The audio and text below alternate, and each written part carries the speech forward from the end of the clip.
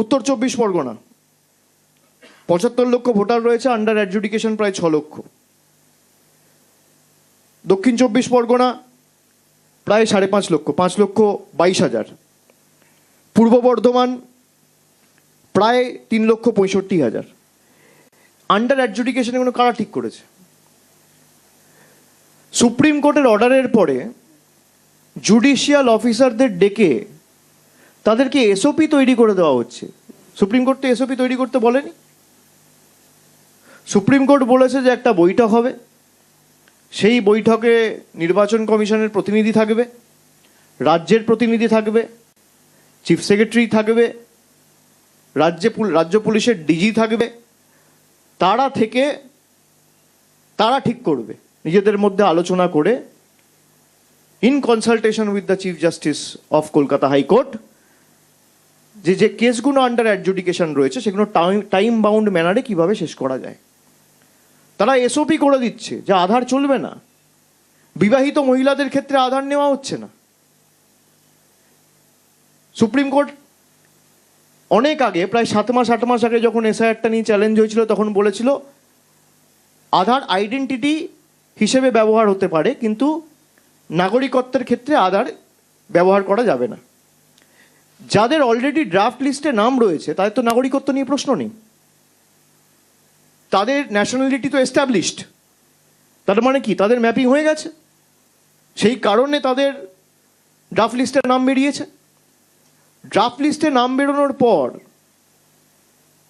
কারোর বিয়ে হয়ে ধরুন হুগলির কেউ চলে গেছে কোলাঘাটে, পূর্ব মেদিনীপুরের কেউ বিয়ে হয়ে গেছে নদিয়ায়, দক্ষিণ 24 পরগনার কারোর বিয়ে হয়ে গেছে উত্তর 24 পরগনা, বা উত্তর 24 পরগনার কারোর বিয়ে হয়ে গেছে দক্ষিণ 24 পরগনার কোনো একটা বিধানসভায়। তার ক্ষেত্রে আধার নেওয়া হচ্ছে না, মহিলাদের নাম বেছে বেছে বাদ দেওয়া হচ্ছে, এসসিদের নাম বাদ দেওয়া হচ্ছে,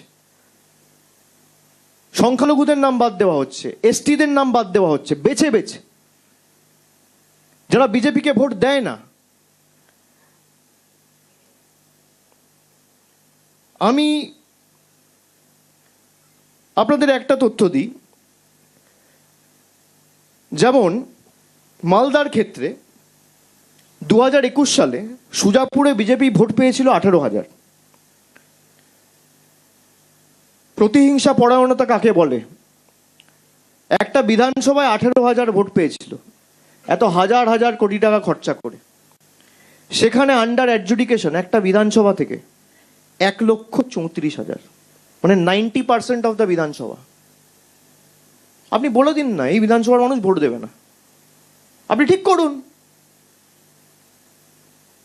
আপনারা হাইকোর্ট মানেন না, আপনারা সুপ্রিম কোর্ট মানেন না, আপনারা লোয়ার কোর্ট মানেন না। একটা বিধানসভায় 1.5 লক্ষ ভোটার, সেখানে 1,34,000 under adjudication. Ratua BJP vote পেয়েছিল 57,000, under adjudication 1,04,000।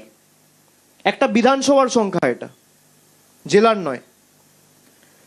Malatipur BJP vote পেয়েছিল 36,156, আন্ডার অ্যাডজুডিকেশন 94,737।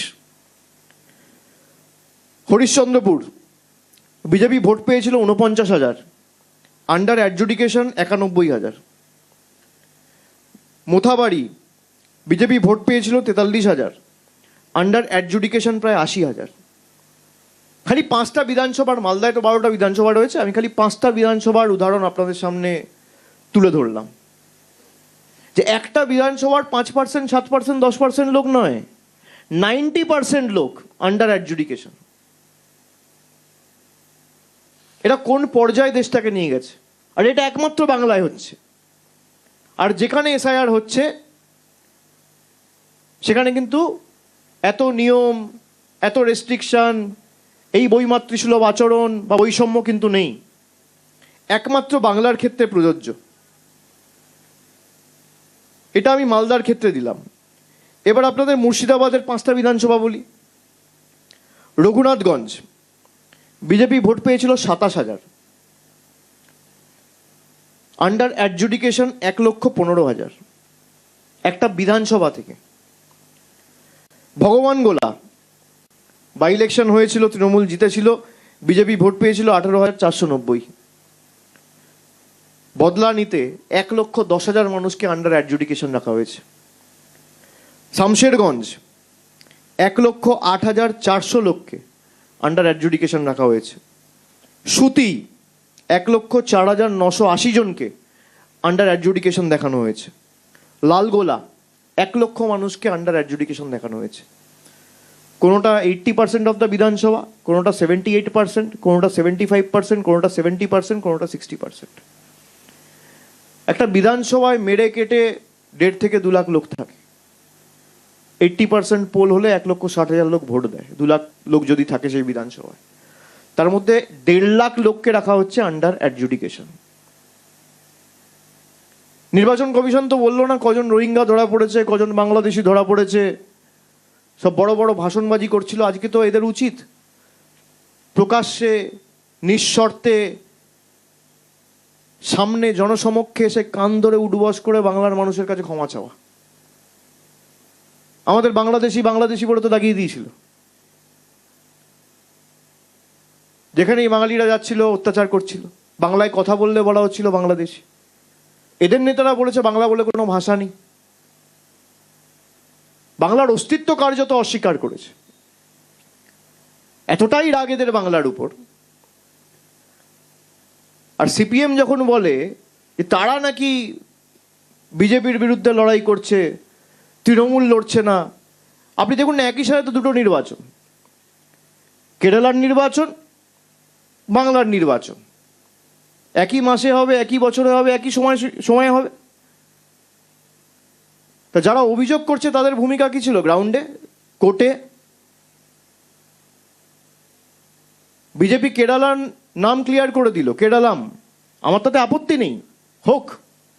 কিন্তু 2018 সালে আমরা মন্ত্রিসভায় ক্লিয়ার করে কেন্দ্রের কাছে সেই প্রস্তাব পাঠিয়েছি। আজকে 8 বছর অতিক্রান্ত, বাংলার নাম তো ক্লিয়ার করলো না।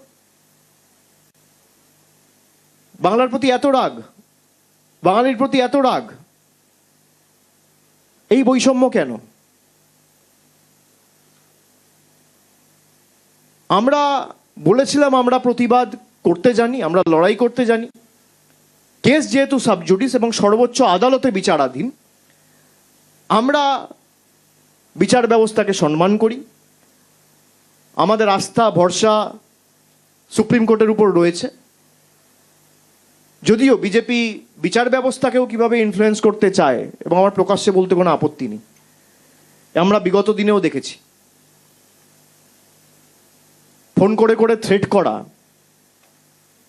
যারা এখানে অবজারভাররা এসছে ইলেকশন কমিশনের, তাদের ফোন থেকে হোম সেক্রেটারি ফোন করে থ্রেট দিয়েছে জুডিশিয়াল অফিসারদের।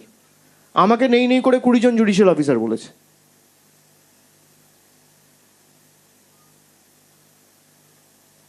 কে এখতিয়ার দিয়েছে?